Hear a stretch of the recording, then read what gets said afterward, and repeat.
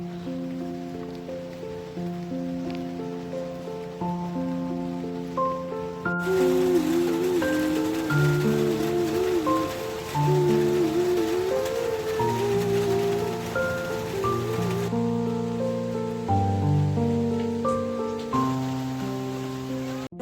বন্ধুরা, কেমন আছেন সবাই? আমি মিতা চলে এসেছি গ্রিন ফ্যামিলি নতুন একটি ব্লগে। মিতার কিচেনে আপনাদের সকলকে জানাই স্বাগত। যেহেতু বর্ষাকাল, তো সেহেতু ঝমঝম বৃষ্টি পড়ছে বাইরে, আর বর্ষা মানে ইলিশ, আর ইলিশ মানেই হচ্ছে বাঙালি। তো সেই জন্য দেখুন আমি আজকে ইলিশ পাতুরি বানাবো, তো সেটা কলা পাতায়। তো চলুন সেটা আপনাদেরকে দেখাই। প্রথমে দেখুন আমি 4 পিস ইলিশ মাছ নিয়েছি, দিয়ে দিলাম হালকা করে লবণ পরিমাণ মতন, দিয়ে দেবো পরিমাণ মতন হলুদ, আর দিয়ে দেবো অল্প একটু সর্ষের তেল, দিয়ে মাছটাকে খুব ভালোভাবে ম্যারিনেট করে আমি রেখে দেবো কিছুক্ষণ। তো চলুন এটাকে খুব ভালোভাবে আমি এটাকে মাখিয়ে রেখে দিই। তো দেখুন এটা খুব ভালোভাবে আমি মাখিয়ে রেখে দিয়েছি। আর এই পাতুরিটা বানানোর জন্য দেখুন আমি এখানে নিয়েছি কালো সর্ষে, সাদা সর্ষে ও পোস্ত, আর নিয়েছি 4টে কাঁচা লঙ্কা। এটা 10 মিনিট হলো আমি ভিজিয়ে রেখে দিয়েছি। তো চলুন এবার যেটা লাগবে সেটা হচ্ছে কলা পাতা। তো চলুন আমার বাগান থেকে গিয়ে কলা পাতাটা কেটে নিয়ে আসি। তো দেখুন ইলিশ মাছের নাম শুনেই বর্ষা নেমে গেছে, টুকটুক করে বৃষ্টি পড়ছে। এই যে বাঙালি মানে ইলিশ, আর ইলিশ মানেই হচ্ছে বর্ষা আর পাতুরি। তো চলুন আমি কলা পাতাটা কেটে নিয়ে আসি। এই দেখুন এখানে কতগুলো নোটের শাক হয়েছে। এই যে দাঁড়ান আস্তে আস্তে যাই এদিকে। তো এখান থেকে নিয়ে আমি পাতাটা কাটবো, একটু ভালো দেখে পাতা নিয়ে দেখি। তো আমার কলা পাতা কাটা হয়ে গেছে, দেখুন বৃষ্টি হচ্ছে। আর এই পাতাটাকে আমি একটু সাইজ করে আগে কেটে নেব। তো ওইদিকে কলা পাতাগুলো কেটে ধুয়ে আমি সেঁকে রেখে দিয়েছি, ভিডিওটা যাতে ছোট হয় তার জন্য আপনাদেরকে আর অত দেখাইনি। আর এইদিকে দেখুন পেস্টটা আমার পুরো রেডি হয়ে গেছে।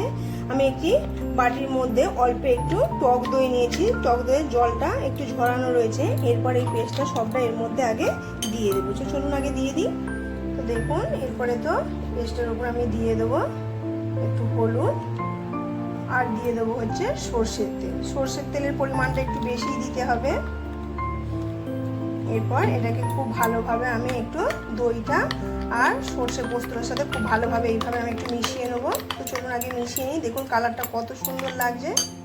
তো দেখুন এবার কলা পাতাগুলো দেখুন কতটা সফট হয়ে গেছে। এগুলোকে আমি ধুয়ে ভালো করে সেঁকে নিয়েছি, তবে ভালো পাতা আমি পাইনি, যেহেতু বৃষ্টি নেমে গেছে।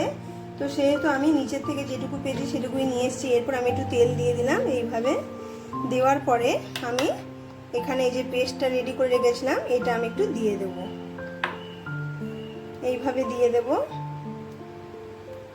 দেওয়ার পরে উপর থেকে আমি 1 পিস মাছ দিয়ে দেব।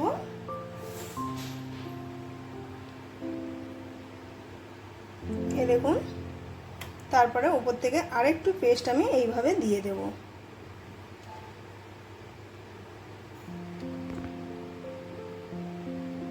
এইভাবে আর দিয়ে দেবো উপর থেকে একটুখানি সর্ষের তেল,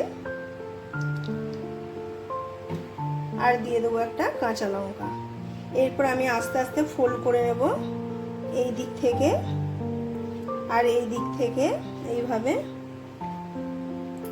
এই দিক থেকে যেহেতু আমি এক হাতে করছি ওই জন্য একটু অসুবিধে হচ্ছে, এই দিক থেকে আর উল্টো দিক থেকে এইভাবে। এবার একটি সুতোর সাহায্যে আমি বেঁধে নেব। তো চলুন আগে একে একে আমি এগুলো সবগুলো করে নিই, তারপর ফিরে আপনাদের কাছে ফিরে আসছি। তো দেখুন এগুলো আমি একে একে সবগুলো এই যে কলা পাতা ফোল্ড করে আর সুতো দিয়ে বেঁধে দিয়েছি। তো চলুন এবার পরের স্টেপে চলে যাওয়া যাক।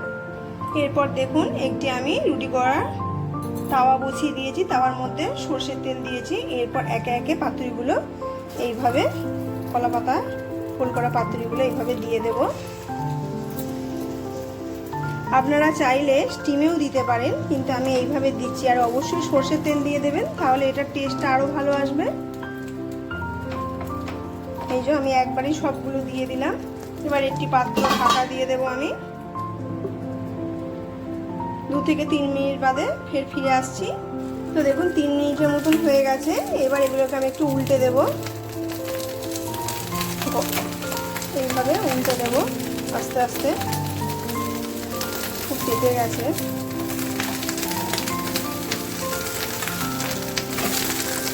এইভাবে দেখুন ওপরটাও নিচের দিকে যে দিকটা ছিল সেদিকটাও হয়ে গেছে, এদিকটাও হচ্ছে। তো চলুন এই দিকটাও আমি আবার 2-3 মিনিটের জন্য দিয়ে দেব। তো চলুন দেখি, আরও 3 মিনিট হয়ে গেছে। এরপর এগুলোকে আরেকবার করে উল্টে দেবো, দিয়ে তারপরে গ্যাসের ফ্লেমটা আমি বন্ধ করে আবার বেশ কিছুক্ষণের জন্য রেখে দেবো। তাহলে আজকে আমার রেডি হয়ে যাবে পাতুরি। তো দেখুন খুব ভালোভাবে রেডি হয়ে গেছে।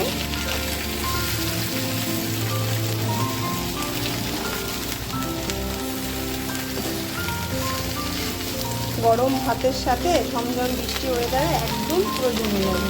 তো এবার আমি গ্যাসটা বন্ধ করে দিলাম, দেওয়ার পরে এটা ঢাকা দিয়ে রেখে দিলাম। তারপরে আমি কিছুক্ষণ পরে আপনাদের কাছে ফিরে আসছি, দেখাচ্ছি এটা কীরকম হলো।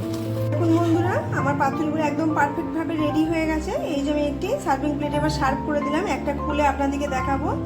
তো আজকের মতন ভিডিওটা আমি এখানেই শেষ করব। আপনারা সবাই ভালো থাকবেন, সুস্থ থাকবেন, সাবধানে থাকবেন। আর আমার পাতুরির রেসিপি যদি আপনাদের কোনো অংশ ভিডিওটা ভালো লেগে থাকে, একটা লাইক দিয়ে কমেন্ট করে আমাকেও জানাতে ভুলবেন না, অবশ্যই জানাবেন। পুরনো বন্ধুদের জানাই অসংখ্য ধন্যবাদ, আর নতুন বন্ধুদেরও জানাই অসংখ্য ধন্যবাদ। তো চলুন আজকের মতন ভিডিওটা এখানেই শেষ করছি, আর একটা খুলে দেখাই আপনাদেরকে। তো দেখুন কাঁচির সাহায্যে আমি সুতোটা কেটে নিয়েছি। এবার এইভাবে খুলে আপনাদেরকে দেখাবো এটা কীরকম হলো। ভালোই বেশ গরম আছে।